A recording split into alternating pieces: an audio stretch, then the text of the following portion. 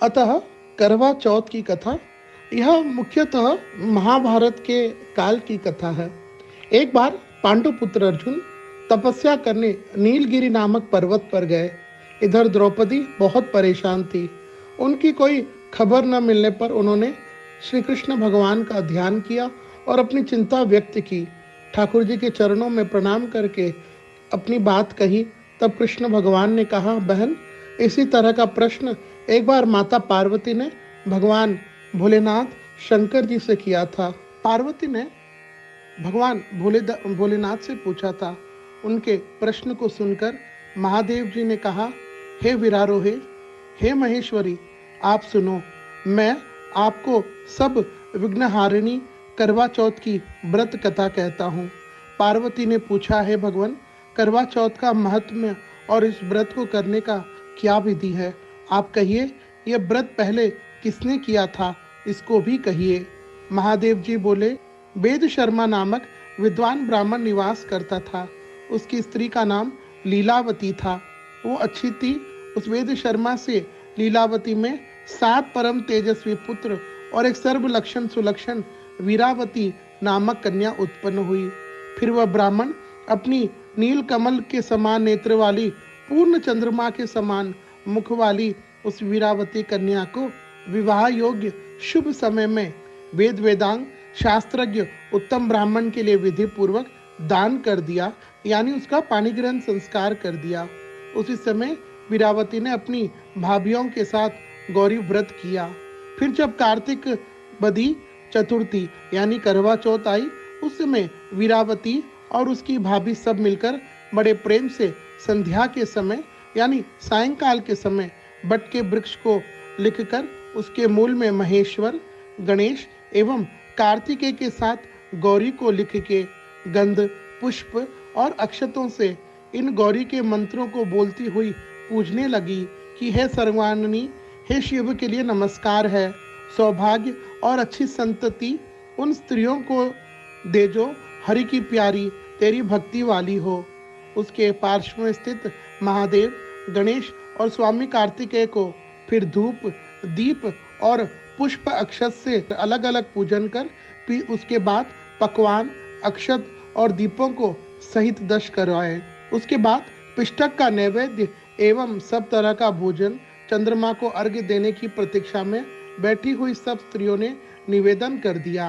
वो बालिका की भूख प्यास से पीड़ित थी, इस कारण दीन एवं विकल होकर भूमि पर गिर पड़ी।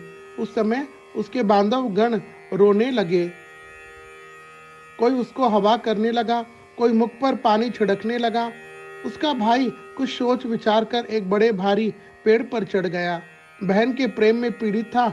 हाथ में एक जलती हुई मशाल ले रखी थी। उस जलती मशाल को ही उसने चंद्र बताकर दिखा दिया। उसने चांद समझ लिया। दुख छोड़ विधि पूर्वक अर्घ देकर भाव के साथ भोजन किया। इसी दोष से उसका पति मर गया। उसका धर्म दूषित हो गया। फिर उसने 1 साल तक निराहार व्रत किया, पर उसकी भाभियों ने संवत्सर के यानी नया साल बीत जाने पर वो व्रत किया।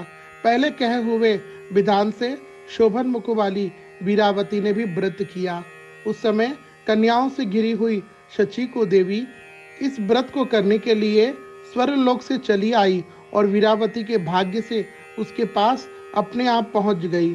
सची देवी ने उस मनुष्य को देखकर उसे सब बातें पूछी एवं वीरावती ने नम्रता के साथ सब बातें बता दी।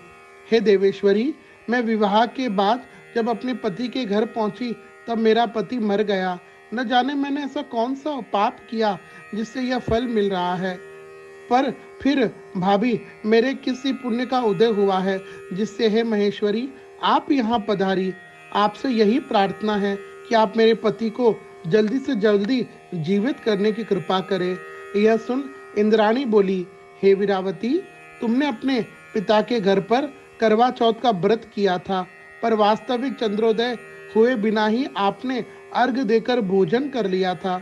इस प्रकार अज्ञान से व्रत आपका भंग होने के कारण, थोड़ा सा अपराध करने के कारण आपके पति मर गए। इस कारण आप अपने पति के पुनर्जीवन के लिए विधि पूर्वक उस करवा चतुर्थी का व्रत करिए। मैं उस व्रत के पुण्य प्रभाव से तुम्हारे पति को जीवित करूंगी। श्री कृष्णचंद्र बोले, है द्रौपदी, इंद्राणी के वचन सुनकर उस वीरावती ने विधि पूर्वक करक चतुर्थी का व्रत किया। उस व्रत को पूरा हो जाने पर इंद्राणी भी अपनी प्रतिज्ञा के अनुसार प्रसन्नता प्रकट करती हुई एक चुल्लू जल लेकर के वीरावती के पति की मरण भूमि पर छिड़ककर उसके पति को जीवित कर दिया। वो पति देवताओं के समान हो गए। वीरावती अपने घर पर आकर अपने पति के साथ क्रीड़ा करने लगी। वो धन धान्य, सुंदर पुत्र, दीर्घ आयु पा गया। इससे आप भी अच्छी तरह इस व्रत को करो।